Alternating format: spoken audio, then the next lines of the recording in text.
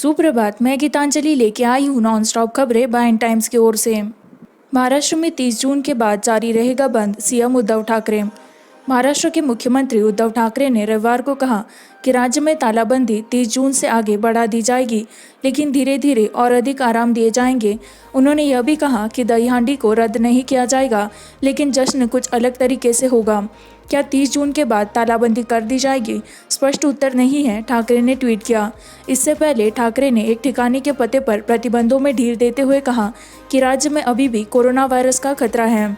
ठाकरे ने कहा कि मिशन स्टार्ट अगेन नाम की अनलॉक प्रक्रिया को धीरे धीरे अर्थव्यवस्था को पटरी पर लाने के लिए लागू किया जा रहा है। ठाकरे ने कहा कि दही हांडी को बहुत धूमधाम से मनाया जाता है और हर साल बहुत सारी सामाजिक सभा के साथ मनाया जाता है। उन्होंने कहा, हम यहाँ परंपरा को बनाए रखने के लिए, लेकिन उत्सव अलग तरीके से होगा। लोगों का सामूहिक जमावड़ा नहीं होने दिया जाएगा। कोविड-19 का खतरा अभी समाप्त नहीं हुआ है, उन्होंने कहा।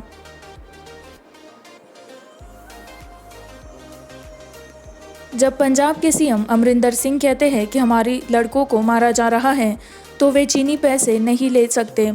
पंजाब के मुख्यमंत्री अमरिंदर सिंह ने सोमवार को भाजपा के नेतृत्व वाले केंद्र से भारत चीन सीमा तनाव के बीच पीएम कार्स फंड में चीनी कंपनियों से प्राप्त दान वापस करने को कहा। यहाँ एक संवाददाता सम्मेलन के दौरान सिंह ने आरोप लगाया कि पीएम केयर्स फंड कांग्रेस के नेता ने कहा कि कोरोना वायरस के खिलाफ भारत की लड़ाई को मजबूत करने के लिए कुछ चीनी कंपनियों से दान मिला। मुझे लगता है कि हमें चीन पर कड़ा रुख अपनाना चाहिए। मारे जा रहे हैं, उन्होंने कहा। 15 से 16 जून की रात के दौरान लद्दाख की गैलवान घाटी में चीनी सेना के साथ एक हिंसक झड़प में कई भारतीय सैनिक मारे गए थे। सिंह ने कुछ चीनी कंपनियों का नाम भी लिया है जिन्होंने पीएम केयर्स को दान दिया है। प्रधानमंत्री नागरिक सहायता और आपातकालीन स्थितियों में राहत फंड, यह इस बात का सवाल नहीं है कि कितना पैसा आया है, भले ही एक समय में चीनी कंपनियों से 1 रुपया प्राप्त हुआ हो जब वे चीन कोविड के लिए जिम्मेदार होते हैं, और दूसरी बात यह है कि वे मेरे देश के खिलाफ आक्रामकता के लिए जिम्मेदार है।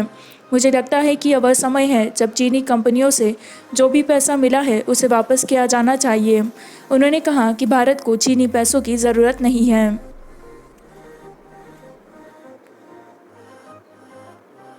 6 राफेल फाइटर जेट्स का पहला जत्था 27 जुलाई तक भारत आने की संभावना है। भारत को 27 जुलाई तक 6 राफेल फाइटर जेट्स का पहला बैच प्राप्त होने की संभावना है, जो भारतीय वायुसेना की लड़ाकू क्षमता को काफ़ी बढ़ावा देने की उम्मीद करते हैं।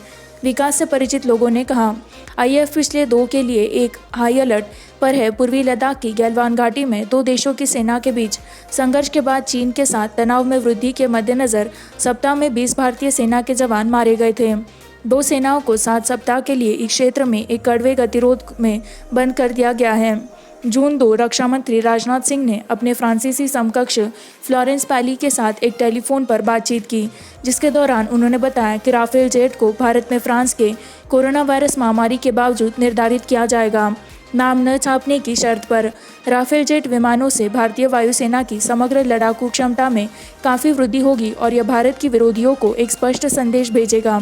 लगभग 58,000 करोड़ रुपए की लागत से 36 राफेल लड़ाकू जेट की खरीद के लिए सितंबर 2016 में फ्रांस के साथ अंतर सरकारी समझौता।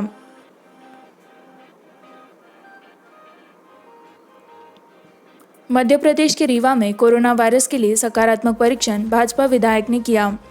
मध्य प्रदेश के रीवा के एक भाजपा विधायक ने सोमवार को उपन्यास कोरोना वायरस के लिए सकारात्मक परीक्षण किया। जिला मुख्य चिकित्सा स्वास्थ्य अधिकारी आर.एस. पांडे ने कहा, इस महीने के संक्रमण से 3 विधायक, भाजपा में 1 और कांग्रेस की 1 का पता चला है। विधायक को रविवार को एकत्र किया गया था और प्रोटोकॉल के अनुसार अनुबंध अनुरेखन शुरू हो गया था, पांडे ने सूचित किया। विधायक ने पहले कहा था कि वह 20 जून को वायरस के लिए मंदसौर के एक साथी विधायक द्वारा सकारात्मक परीक्षण के बाद आत्म अलगाव में जा रहे थे। 2 विधायकों के पास था 19 जून को राज्य में राज्यसभा चुनाव के दौरान संपर्क में आए।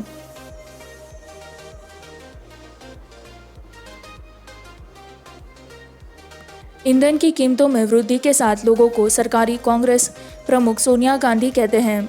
कांग्रेस अध्यक्ष सोनिया गांधी ने सोमवार को लॉकडाउन के बाद से 22 बार ईंधन की कीमतों में वृद्धि के लिए केंद्र की भाजपा सरकार पर हमला किया, लोगों पर जबरन वसूली का आरोप लगाया और बढ़ोतरी की तत्काल वापसी की मांग की। उन्होंने सरकार पर लोगों की कीमत पर मुनाफाखोरी का आरोप लगाया। यह कहना कि उनका कर्तव्य संकट के समय में उनकी मदद करना था और उनकी गाढ़ी कमाई से मुनाफा कमाना नहीं था। देश भर में speak up against fuel hike अभियान की आशंका जताते हुए उन्होंने एक तरफा कहा कोविड-19 महामारी कहर बरपा रही थी और दूसरी तरफ पेट्रोल और डीजल की कीमतों में बढ़ोतरी लोगों के लिए जीवन को कठिन बना रही थी। कांग्रेस ने सोमवार को केंद्र सरकार पर ईंधन की कीमतों को वापस लाने के लिए दबाव बनाने के लिए देशव्यापी अभियान शुरू किया क्योंकि वे नुकसान पहुंचा रहे थे आम लोग। मैं सभी कांग्रेसियों और अन्य लोगों के साथ मोदी सरकार से मांग करती हूँ कि इस संकट के दौरान उठाए गए पेट्रोल और डीजल की कीमतों में तुरंत वृद्धि को वापस लाए, एक महामारी सोनिया गांधी ने कहा। भारत भूटान संयुक्त उद्यम पनबिजली परियोजना के लिए समझौते पर हस्ताक्षर किए।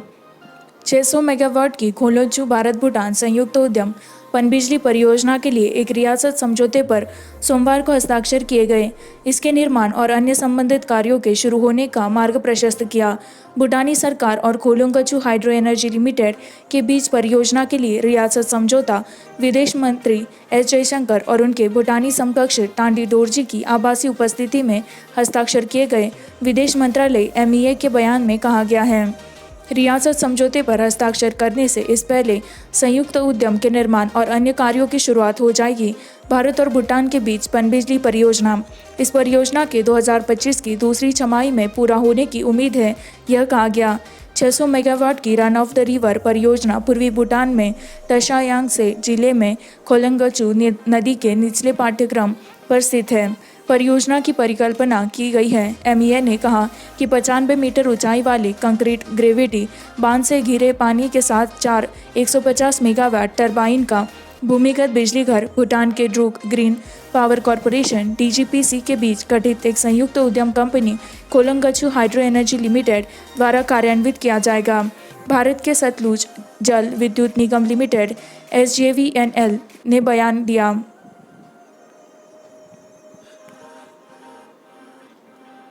CRPF जवान ने कोविड-19 को मार गिराया, केंद्रीय बल में अब 9 की मौत। अधिकारियों ने कहा कि 53 वर्षीय केंद्रीय रिजर्व पुलिस बल CRPF ने रविवार को उपन्यास कोरोना वायरस का शिकार होकर देश के सबसे बड़े अर्धसैनिक बल के 9 लोगों की मौत हो गई। अधिकारियों ने कहा कि यह 5 केंद्रीय लोगों में से 25वीं मौत है। सशस्त्र पुलिस बल CAPF, CRPF, BSF, CISF, ITBP और SSB बल की 9वीं बटालियन में तैनात सब इंस्पेक्टर रैंक के अधिकारी को हाल ही में एम्स झज्जर में प्लाज्मा थेरेपी दी गई, जहां उन्हें भर्ती कराया गया था। अधिकारियों ने कहा कि उन्होंने रविवार को अंतिम सांस ली। उन्होंने कहा कि असम के नागाव जिले से हैं। उन्होंने शनिवार को दिल्ली में 43 वर्षीय एक अधिकारी के निधन के बाद 2 दिनों में CRPF में दूसरी मौत की। सीमा सुरक्षा बल और NDRF में सीमा सुरक्षा बल के 944 कोरोना वायरस मामलों में अब तक 5 COPF और 2 अन्य केंद्रीय बलों अब तक रिपोर्ट किए गए 3,350 से अधिक कोविड-19 मामलों में से लगभग 1,057 के लिए 3.25 लाख कार्मिक मजबूत CRPF खाते हैं। सेंट्रल इंडस्ट्रियल सिक्योरिटी फोर्स में 740, भारत तिब्बत सीमा पुलिस में 313, राष्ट्रीय आपदा प्रतिक्रिया बल में लगभग 184, सशस्त्र सीमा बल में 149 और राष्ट्रीय सुरक्षा गार्ड में 70।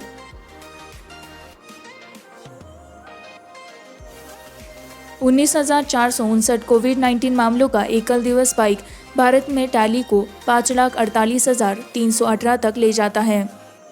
केंद्रीय स्वास्थ्य मंत्रालय के आंकड़ों के अनुसार 19,459 कोविड-19 मामलों के एक दिन के स्पाइक ने सोमवार को भारत के टैली को 5,48,318 पर ले लिया, जबकि मौत का आंकड़ा 380 नई मृत्यु के साथ 16,475 हो गया। ये लगातार छठा दिन है कि कोरोना वायरस संक्रमण 15,000 से अधिक वृद्धि हुई है। देश में 1 जून से अब तक 3,57,783 संक्रमणों की वृद्धि देखी गई है। सक्रिय मामलों की संख्या 2,10,120 है, जबकि 3,21,722 लोग बरामद हुए हैं और एक मरीज ने पलायन किया है। तदनुसार एक अधिकारी ने कहा कि अब तक 58.67% मरीज ठीक हो चुके हैं। पुष्टि किए गए मामलों में विदेशी भी शामिल हैं। Indian council of medical research ICMR के अनुसार 83 का कुल योग है। 28 जून तक 98,362 नमूनों का परीक्षण किया गया है। रविवार को 1,70,560 नमूनों का परीक्षण किया गया है। 380 नई मौतों की सूचना दी गई है।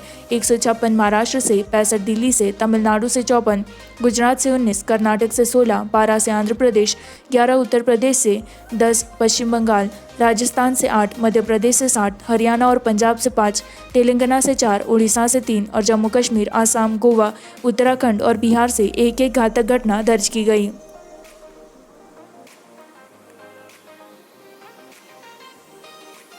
अनंतनाग गोलाबारी में मारे गए 3 आतंकवादियों में से डोडा का हिजबुल कमांडर। जम्मू कश्मीर के अनंतनाग जिले में सोमवार को सुरक्षा बलों के साथ सुबह मुठभेड़ में डोडा के एक कमांडर सहित 3 आतंकवादी मारे गए। पुलिस अधिकारी ने कहा कि पुलिस, सीआरपीएफ और सेना के एक संयुक्त दल ने एक घेरा और तलाशी अभियान शुरू किया। अनंतनाग जिले में कुलचोहर क्षेत्र में आज तड़के आतंकवादियों की मौजूदगी के बारे में सूचना मिलने के बाद सुरक्षा कर्मियों ने डोर टू डोर तलाशी शुरू की। इलाके में छिपे आतंकवादियों ने सैनिकों पर गोलीबारी की। सैनिकों द्वारा और आगजनी में आग को वापस कर दिया गया। बंदूकधारी 3 आतंकवादी मारे गए। पुलिस ने मारे गए आतंकवादियों में से एक की पहचान मसूद के रूप में की है, जो डोडा से हिजब कमांडर था।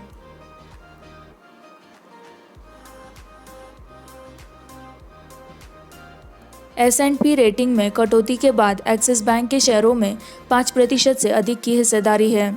भारत में परिचालन करने वाले बैंकों के लिए आर्थिक जोखिम बढ़ने के कारण S&P ग्लोबल रेटिंग्स द्वारा ऋणदाता की अपनी रेटिंग को कम करने के बाद सोमवार को एक्सिस बैंक के शेयरों में 5% से अधिक की गिरावट आई। BSE पर स्टॉक 5.21% गिरकर 402.90 रुपये पर बंद हुआ।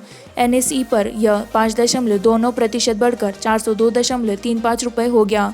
S&P ने शुक्रवार को कहा, हमने एक्सिस पर अपनी रेटिंग को कम कर दिया है, जिससे भारत की बैंकिंग प्रणाली के सामने आने वाले आर्थिक जोखिम बैंक की संपत्ति की गुणवत्ता और वित्तीय प्रदर्शन को प्रभावित करेंगे। गैर निष्पादित परिसंपत्तियों का स्तर अंतर्राष्ट्रीय साथियों की तुलना में अधिक रहेगा, यह नोट किया गया।